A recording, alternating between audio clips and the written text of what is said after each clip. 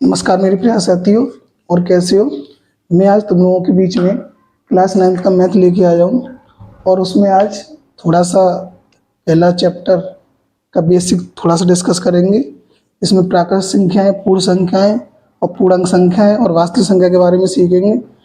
उन्हें सीखने के बाद फिर हम एक्सरसाइज पर सीधे जाएंगे और उसकी पहली एक्सरसाइज 1.1 करेंगे। ठीक है, तो चलो स्टार्ट करते हैं। प्राकृतिक संख्या क्या होती है? प्राकृतिक संख्याएं क्या होती हैं? प्राकृतिक संख्याएं क्या होती हैं? वे संख्याएं जो एक से स्टार्ट होकर अनंत तक जाती हैं। वे संख्याएं जो जीरो से प्रारंभ होकर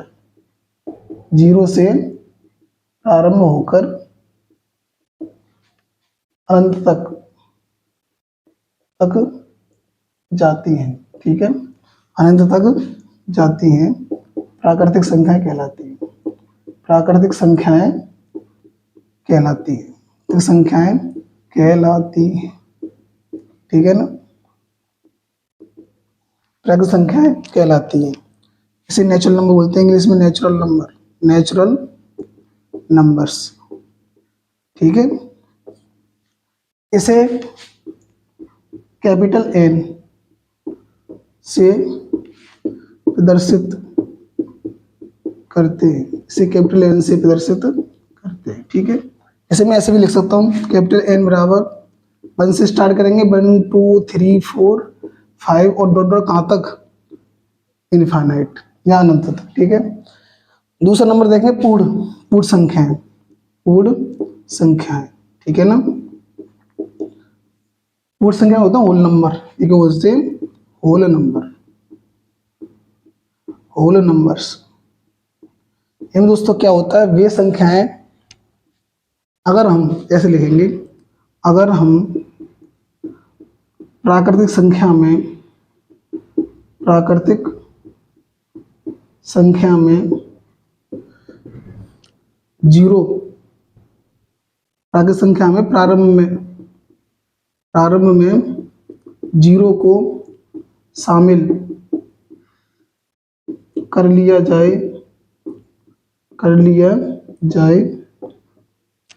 तो वह पूर्ण संख्या बन जाती है। पूर्ण संख्याएं बन जाती हैं। ठीक है ना, तो कैसे लिखेंगे? W बराबर जीरो शामिल कर लिए, 0 1 2 3 4 5 6 और इन्फिनिट। सही है ना दोस्तों। चलो और देखते हैं। अब देखो, एक नंबर है पूर्णांक संख्याएं। ठीक है, पूर्णांक संख्या इन्हें रफ कर दे रहा हूं। ठीक है, पहली कौन सी है? पूर्णांक संख्या। पहला नंबर देखो, पूर्णांक संख्या। पूर्णांक संख्या होते हैं इंटीजर्स। ठीक है, इंटीजर्स क्या होते हैं? इन संख्याओं में ऋणात्मक नंबर, जीरो और तुम्हारे धनात्मक नंबर जाती है। इन संख्याओं में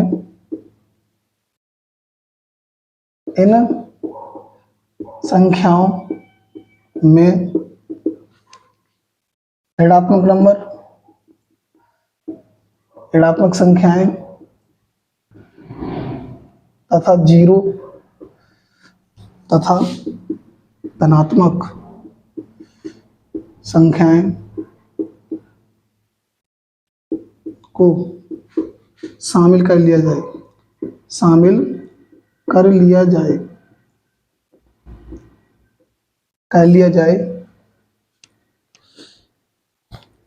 तो यह संख्याएं पूर्णांक हो जाते हैं।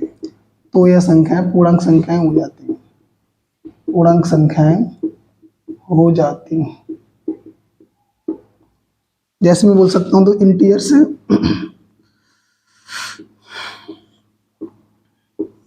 इधर तो तुम्हारे कैसे आएंगे? Negative number.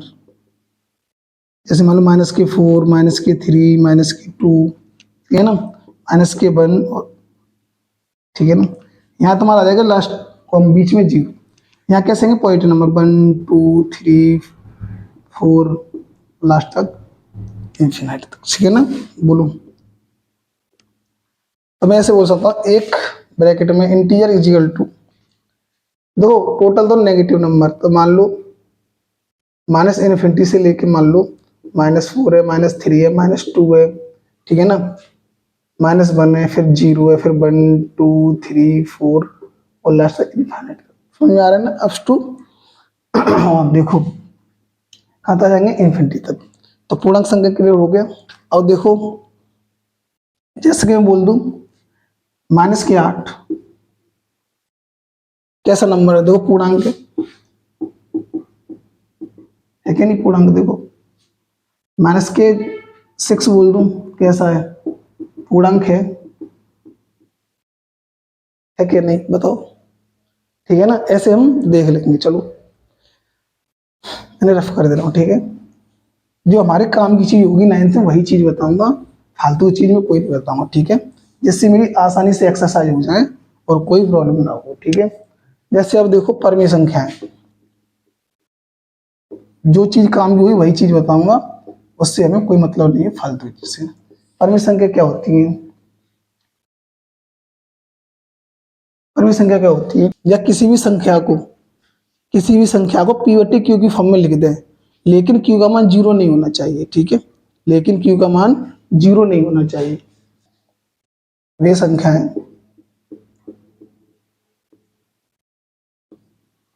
वे संख्याएं जो पी बटे क्यू के रूप में लिखी जाती हैं, वे संख्याएं जो पी बटे क्यू के रूप में लिखी जाती हैं, वे संख्याएं जो पी बटे क्यू के रूप में, लेकिन क्यू का मान 0 नहीं होना चाहिए, क्यू का मान 0 नहीं होना चाहिए, लेकिन क्यू का मान 0 नहीं होना चाहिए, ठीक है। परमी संख्या कहलाती है, परमी संख्याएं कहलाती हैं, ठीक है ना। वे संख्याएं जो पी बटे क्यू के रूप में लिखी जाती हैं, लेकिन क्यू का मान 0 नहीं होना चाहिए, परमी संख्या कहलाती। और जहां पी तथा क्यू कैसे पूर्णांक है, कैसे हैं पूर्णांक है, पी तथा क्यू कैसे हैं पूर्णांक है, ठीक है ना। रफ कर देता हूं, ठीक है। अब देखो सबसे पहले सिर्फ जैसे मैं बोल दूं -5/3, कोई दिक्कत नहीं है। देखो पी बट्टी क्यू की रूप का तुलना करेंगे, पी का मान कितना हो जाएगा 5 हो जाएगा, क्यू का मान कितना हो जाएगा 3 हो जाएगा, ठीक है। तो परमी संख्या तो है, परमी संख्या तो है, ठीक है ना। -4/0 बोल दूं, देखो दोस्तों क्यू का मान देखो तुलना करोगे तो पी की वैल्यू तो -4 आ गई, मगर क्यू का मान कितना आ गया 0। और हमारे रूल में क्या था, क्यू का मान 0 नहीं होना चाहिए, तो कैसी नहीं है, परमी संख्या नहीं है, परमी संख्या नहीं है, बोलो परमी संख्या नहीं, ठीक है। जैसे बोल दो -4/3, पी बटे क्यू से तुलना करेंगे तो पी की वैल्यू तो -4 हो गई और क्यू की वैल्यू कितनी हो गई 3, तो परमी संख्या है, परमी संख्या है, परमी संख्या है। अच्छा एक एग्जाम्पल देख लो, जैसे बोल दो 0.4 कर लो तुलना पी बटे क्यू से, तो पी की वैल्यू कितनी हो जाएगी 0, क्यू का मान कितना हो जाएगा 4, तो परमी संख्या है। मैंने सिर्फ और सिर्फ क्या कहा है, मैं सिर्फ और सिर्फ ये कहा है दोस्तों कि क्यू का मान 0 नहीं होना चाहिए, और चाहे कुछ भी 0 हो जाए, हमारा अंश 0 हो जाए कोई फर्क नहीं, हर मेरा 0 नहीं होना चाहिए भाई। पी बटे क्यू में अंश ये वाला है और हर ये वाला, ये हमारे 0 नहीं होने चाहिए, समझ में आ रहा है ना। अंश और हर मेरा किसी भी कीमत में 0 नहीं होना चाहिए, अगर 0 हो गया तो परमी संख्या नहीं होगी, ठीक है। चलो चलो दोस्तों, चलो देखो, तो ये कैसी है प्राकृतिक संख्या, ये कैसी है प्राकृतिक संख्या, इसके ऊपर है कौन सी है पूर्ण संख्या है, पूर्ण संख्या, ठीक है। इसके ऊपर जाओगे ये पूर्णांक संख्या है। कौन सी है? पूर्णांक। इसके ऊपर जाओगे, ये कौन सी है? वास्तविक। ये कैसी दोस्तों? वास्तविक संख्या। बोलो, वास्तविक संख्या, वास्तविक संख्या। तो दोस्तों एक बात देखो, सभी संख्या, अगर संख्या की बात करेंगे, देखो तुम अंदर से बाहर नहीं कर सकते, अंदर से बाहर गलत है। हम अगर बाहर से अंदर कर सकते हो, बाहर से अंदर संख्या तो हो सकती है मगर अंदर से बाहर नहीं हो सकती, ठीक है ना। अगर मैं तुमसे एक बात बोल दूं, सभी प्राकृतिक संख्याएं पूर्ण संख्याएं होती हैं, सही है ना। सभी प्राकृतिक संख्याएं पूर्ण संख्या होती हैं। देखो प्राकृतिक 1 2 3 4 5 6 7 8 होती हैं प्राकृतिक, बोलो नेचुरल नंबर। पूर्ण संख्या देखो होल नंबर कितने तो स्टार्ट होते हैं 0 से, 0 1 2 3 4 5 6 7। तो मैं यही तो बोला, सभी जो प्राकृतिक संख्या है, सभी प्राकृतिक संख्या पूर्ण संख्या होती हैं। सभी प्राकृतिक संख्याएं पूर्ण संख्या होती हैं, सभी प्राकृतिक संख्याएं पूर्ण संख्या होती हैं। देख लो, सभी प्राकृतिक संख्या देखो ये है, और कैसी है? पूर्ण संख्या होती है। बोल सकता हूँ क्या? नहीं। या मैं बोल दूं, सभी प्राकृतिक संख्या पूर्णांक होती हैं। सभी प्राकृतिक संख्या पूर्णांक, देखो पूर्णांक में बताओ तुम्हें, इंटीजर में नेगेटिव नंबर भी आ जाते हैं टोटल, बोलो, प्लस 0 भी आ जाती है और पॉजिटिव नंबर भी आ जाते हैं, ठीक है ना, पॉजिटिव नंबर भी आ जाते हैं। तो वो सभी प्राकृतिक संख्याएं पूर्णांक होती हैं, होती है ना। देख लो, सभी प्राकृतिक संख्याएं पूर्णांक होती हैं, मगर मैं ऐसे नहीं बोल सकता सभी पूर्णांक प्राकृतिक संख्या होती हैं, ऐसे नहीं बोलूंगा। देखो ऐसे तो बोल सकता हूं, कैसे? सभी प्राकृतिक संख्याएं, सभी प्राकृतिक संख्याएं पूर्ण संख्याएं होती हैं, पूर्ण संख्याएं होती हैं, बोलो। दूसरे में या बोल सकता हूं, सभी पूर्ण संख्याएं, ना सॉरी, सभी प्राकृतिक संख्याएं पूर्ण संख्या हो सकती हैं, सभी प्राकृतिक संख्याएं पूर्णांक होती हैं, सभी प्राकृतिक संख्याएं, सभी प्राकृतिक संख्याएं पूर्णांक होती हैं, सही है ना। सभी प्राकृतिक संख्याएं पूर्णांक, या बोलूंगा, या क्या बोलूंगा, या क्या बोलेंगे, सभी प्राकृतिक संख्याएं, या सभी प्राकृतिक संख्याएं वास्तविक संख्या होती हैं, वास्तविक संख्याएं होती हैं, बोलो। या हम बोलेंगे सभी पूर्ण संख्याएं पूर्णांक होती हैं, सभी पूर्ण संख्याएं पूर्णांक होती हैं,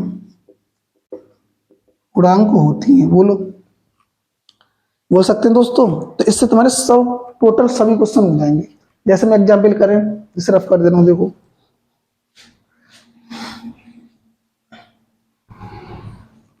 जैसे एग्जाम्पल बोल रखा है दोस्तों इसने, एग्जाम्पल फर्स्ट, इसमें बोला है प्रत्येक पूर्ण संख्या एक प्राकृत संख्या होती है, प्रत्येक पूर्ण संख्या एक प्राकृत संख्या होती है, ठीक है ना। प्रत्येक पूर्ण संख्या एक प्राकृतिक संख्या होती है।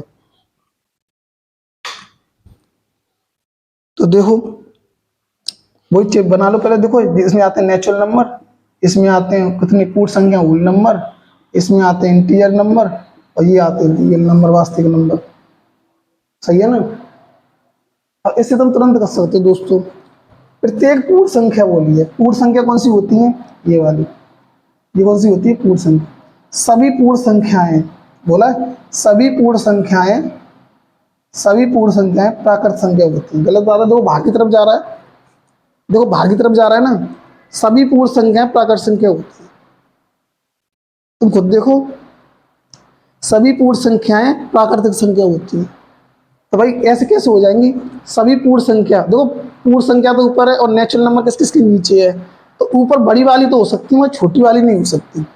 तो प्रत्येक पूर्ण संख्या एक प्राकृत संख्या हो सकती है, और पूर्ण नंबर होते हैं 0 से स्टार्ट, सही है ना। और नेचुरल नंबर होता है 1 से स्टार्ट। बोलो, तो होना संभव है कि नहीं? ऐसे तो गलत है, तो पहला कथन कैसा हो जाएगा? असत्य, गलत हो जाएगा। भाई सभी होल नंबर नेचुरल नंबर नहीं हो सकते, है ना, क्योंकि होल नंबर में 0 भी शामिल है और नेचुरल नंबर 1 से स्टार्ट है। समझ में आ रहा है? तो प्रत्येक नंबर नहीं हो सकता क्योंकि इसमें 0 से स्टार्ट है। मैंने आपसे हाँ ऐसे बोल सकता हूँ, सभी प्राकृतिक संख्याएं पूर्ण संख्याएं होती हैं, ऐसे बोल सकता था। सभी प्राकृतिक संख्याएं पूर्ण संख्या होती हैं, ऐसे तो मैं बोल सकता था, मगर ऐसे नहीं बोल सकता कि प्रत्येक पूर्ण संख्या एक प्राकृतिक संख्या हो सकती है। गलत हो गया। दूसरा बोल रहा है, प्रत्येक पूर्णांक एक परिमेय संख्या होती है। प्रत्येक पूर्णांक एक परिमेय संख्या होती है। दो सही बात है, बिल्कुल सही बात है। देखो दोस्तों कैसे, पूर्णांक में अगर मैं 0 भी ले लूं, मतलब जिसके नीचे में 1 लगा लूं, कोई फर्क नहीं पड़ेगा, तो ही 0 आएगा। अगर इसी पी बट्टे क्यू से मैं तुलना करूंगा, पी बराबर 0 हो जाएगा, क्यू की वैल्यू कितनी हो जाएगी? 1 हो जाएगी। हो जाएगी क्या नहीं हो जाएगी? तो दोस्तों ये मेरा कथन बिल्कुल राइट है। देखो, प्रत्येक पूर्णांक संख्या, प्रत्येक पूर्णांक एक परिमेय संख्या होती है, कोई सा भी ले लो, -6 से ले लो, इसके नीचे 1 लाना कोई फर्क नहीं पड़ेगा। पी बटे क्यू से तुलना करूंगा तो पी बराबर -6 आ जाएगा और क्यू की वैल्यू कितनी आ जाएगी? 1। तो ये सही बात है बिल्कुल, प्रत्येक पूर्णांक मेरा परिमेय संख्या हो सकता है, ठीक है ना, कोई बात नहीं। चलो थर्ड वाला देखो, प्रत्येक परिमेय संख्या, प्रत्येक परिमेय संख्या, प्रत्येक परिमेय संख्या एक पूर्णांक होती है। क्या होती है? पूर्णांक होती है। अब देखो, प्रत्येक परिमेय संख्या एक पूर्णांक होती है। अब एक बात बताओ दोस्तों, अगर मैं कोई एग्जाम ले लूं 3/5, 3/5 ले लूं, अच्छा परिमेय संख्या तो है, देखो गौर से, परिमेय संख्या तो है पर पूर्णांक है या नहीं, जी बताओ। इसने बोला प्रत्येक परिमेय संख्या एक पूर्णांक होती है, एक पूर्णांक होती है। तो दोस्तों ये कहां पर पूर्णांक है बताओ? ये पूर्णांक बताओ कहां पर है? पूर्णांक तो नहीं है भाई, पूर्णांक तो नहीं है। अगर तुम इसका डिवाइड करोगे, इसका डिवाइड करोगे तो दशमलव में जाएगा। देखो पॉइंट लगाओगे 0, 5 6 30, और भैया पूर्णांक संख्या में दशमलव नहीं आते, सीधी सीधी संख्या आती हैं। कैसे? -4 ले लो, -6 ले लो, -7 ले लो, -8 ले लो, -9 ले लो, 0 ले लो, 1 ले लो, 2 ले लो, सीधी सीधी संख्याएं आती हैं। जैसे एक और एग्जाम्पल देख लो, जैसे 4/2 बोल दूं मैं, तो कट जाएगा। देखो परिमेय संख्या भी है, परिमेय संख्या भी है, देखो गौर से, मगर तो 2 से काटूंगा तो 2 बार कट जाएगा, तो कैसा होगा? पूर्णांक भी है। कैसा है? पूर्णांक, पूर्णांक भी है।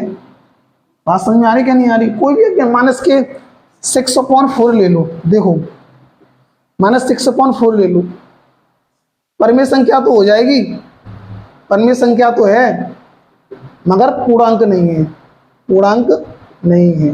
बोलो, तो हम इसे क्या बोल सकते हैं? प्रत्येक परिमेय संख्या एक पूर्णांक होती है, ये गलत बात है। ये कैसा है? असत्य। भाई प्रत्येक परिमेय संख्या एक पूर्णांक नहीं होती है।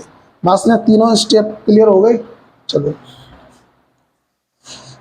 चलो इसे रफ कर दे रहा हूं।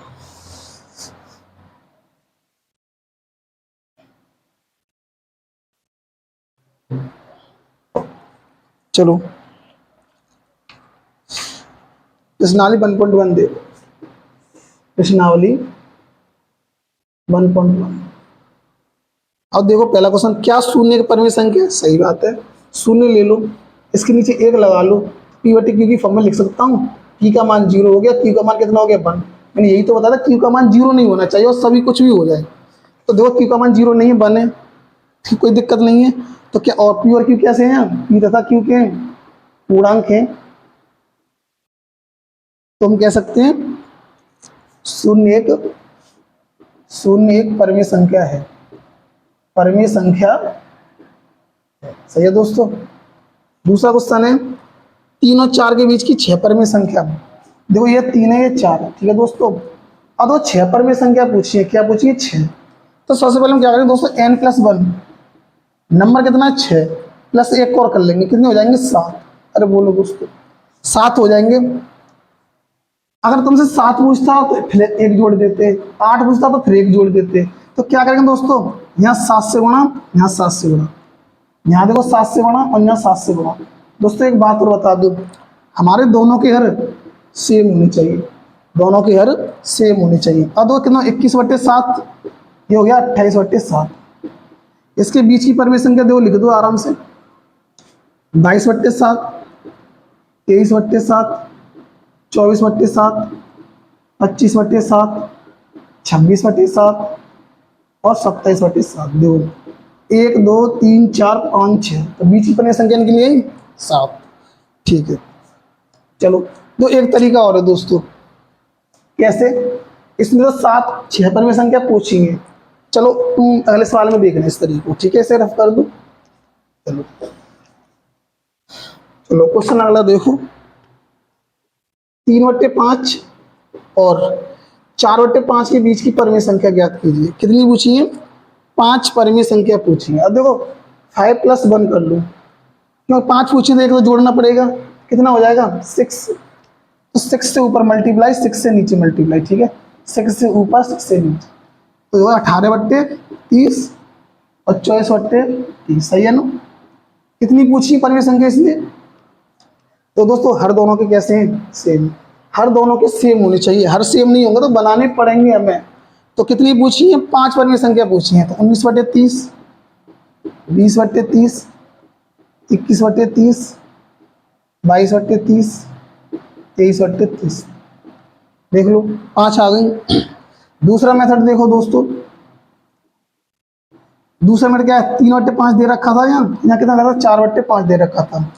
ऊपर नीचे हम 10 से गुणा कर दे कोई फर्क नहीं पड़ेगा, ऊपर नीचे 10 से गुणा कर दे कोई फर्क नहीं पड़ेगा। तो 30 बट्टे कितना हो जाएगा 50, बोलो, यहाँ कितना हो जाएगा 40/50, बोलो। इससे ये कैंसिल कर दो, इससे ये कैंसिल कर दो। अब देखो संख्या आराम से निकाल सकते हो, सही है ना। कितनी निकालनी है, 1 2 5, 4/5, 5/5, सही है ना, 6/5 और 7/5, सही है ना। ऐसे मत निकालो तुम, ध्यान दो, काटो मत, सीधी सीधी डायरेक्ट लिखो, 30/50 और 40/50, ठीक है, डायरेक्ट निकालो। 31/50, 32/50, 33/50, बोलो, 34/50 और 35/50। 5 देखो आराम से लिखे। देखो एक बात बताऊं दोस्तों, हमें कैसे पता दोनों ही सही हैं गलत हैं, देखो इस वाली संख्या से भाग करके देख लो, 30 का 19 से भाग करके देखो दोस्तों, पॉइंट लगाओ, 0 बढ़ाओ, ठीक है ना। 18 तो 180, 0, 9 में से 8 गया 1, सही है ना। पॉइंट लगा हुआ 0 फिर बढ़ा लो, 30 दिया 90, 10 बचे, ठीक है। इसका आ रहा है दोस्तों 0.63, बोलो कितना आ रहा है 0.63। अब इसका करके देख ले रहे हैं, 50 31 में करेंगे, पॉइंट लगाओ 0, 5 30, 0 और 1, सही है ना। फिर 0 लगा लो, सही है ना, फिर 0 लगा लो, ये 10 बचे ना, एक 0 फिर बढ़ा ली, 10 दूनी 5 दूनी 10। तो देखो दोस्तों लगवा लगवाई कैसे आएंगे नंबर, सेम आएंगे, कैसे आएंगे, सेम आएंगे, सही है ना। देख लो गौर से, लग लो कैसे आएंगे नंबर, दोनों सेम से आएंगे, ठीक है। थोड़ा सा मामूली सा डिफरेंस मात्र, समझ में आ रहा है ना।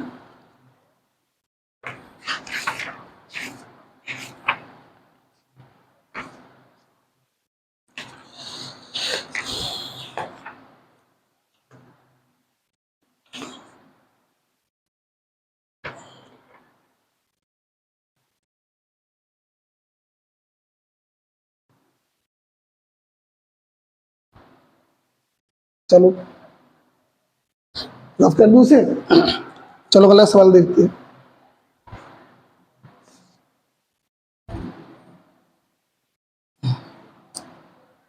यही बोल रहा है, एक प्राकृत संख्या एक पूर्ण संख्या होते हैं। देखो मैंने बताया, एक नेचुरल नंबर, होल नंबर, उसके बाद में कौन सा तुम्हारा इंटीजर, प्राकृत रियल नंबर। कौन सी है? वास्तविक संख्या। ठीक है, पहला ही क्वेश्चन बोल रहा है चौथे का फर्स्ट देखो, इसने बोला है प्रत्येक प्राकृतिक संख्या एक पूर्ण संख्या होती है। प्रत्येक प्राकृतिक संख्या पूर्ण संख्या होती है, सही बात है। पता क्यों सही बात है? प्रत्येक प्राकृतिक संख्या पूर्ण संख्या होती है, सही बात है ना। देखो होल नंबर 0 1 2 3 से स्टार्ट होंगे, नेचुरल नंबर 1 2 3 4 से स्टार्ट होंगे, तो सही बोला ना, प्रत्येक नेचुरल नंबर होल नंबर होता है, सही है ना। प्रत्येक नेचुरल नंबर होल नंबर। तो इसकी प्रत्येक पूर्णांक एक पूर्ण संख्या होती है, प्रत्येक पूर्णांक एक पूर्ण संख्या होती है, गलत बात है। देखो सुनो सेकंड पार्ट देखो, प्रत्येक पूर्णांक ये रहे, प्रत्येक पूर्णांक इंटीजर्स, इसमें देखो कैसे नेगेटिव नंबर आते हैं, प्लस 0 आती है, प्लस के पॉजिटिव नंबर आते हैं, सही है ना। नेगेटिव नंबर प्लस 0 प्लस के पॉजिटिव नंबर आते हैं, ठीक है। और खाली पूर्ण में क्या आता है? होल नंबर में, होल नंबर में तो 0 1 2 3 4 5। तो दोस्तों एक बात बताओ, प्रत्येक पूर्णांक एक पूर्ण संख्या होती है, प्रत्येक पूर्णांक एक पूर्ण संख्या होती है। देखो दोस्तों गलत बात है ना, अंदर वाले के सर्किल में देखो गौर से, बड़ा वाला सर्किल, प्रत्येक पूर्णांक, सही है ना, प्रत्येक पूर्णांक एक पूर्ण संख्या होती है। बोलो प्रत्येक पूर्णांक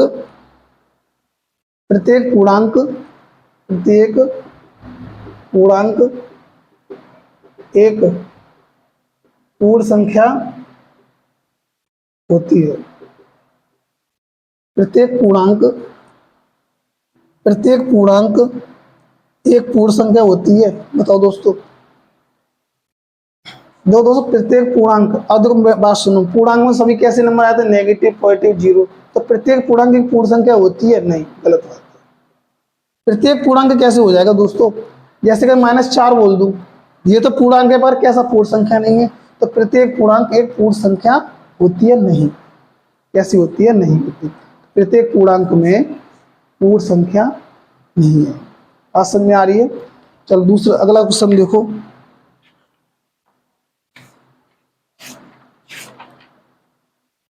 अगला क्वेश्चन देख लो,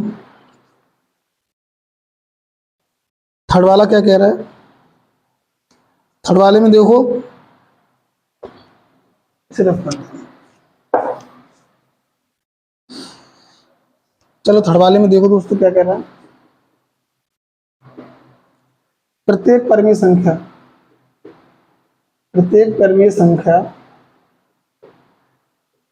एक पूर्ण संख्या होती है।